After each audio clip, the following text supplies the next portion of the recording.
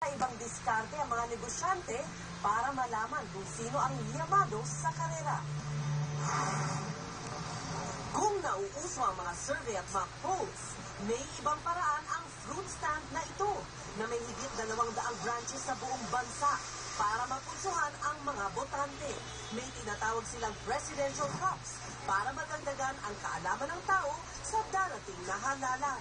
Dahil dapat sayangin yung karapatan natin bumoto dahil nakasalalay sa atin din mismo kung sino dapat ang susunod na umupong presidente. Kung sino ang tipo mong kandidato, doon ilalagay ang iyong napiling inumin. Sa init ng panahon at ng kampanya, mainam ito hindi lang pampalamig, kundi para maihayag ang suporta para sa napiling kandidato. Natutuwa ang mga customers sa pakulo na ito. Sa talagang kandidato.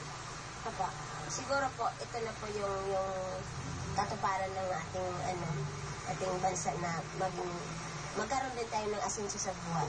Bakit naman si Era? Para mayahon sa mabalik yung pwersa sa masa. Bakit si Villar?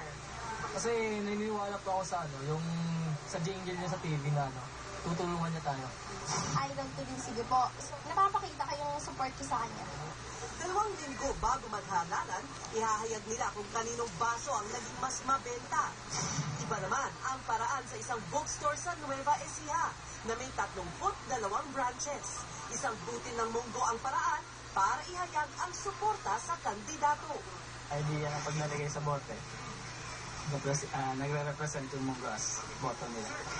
Pagkabayad sa binili, kasama ng resibo ang isang butil ng munggo at hahayaan kang mamili kung kaninong bote mo ito ihuhulog.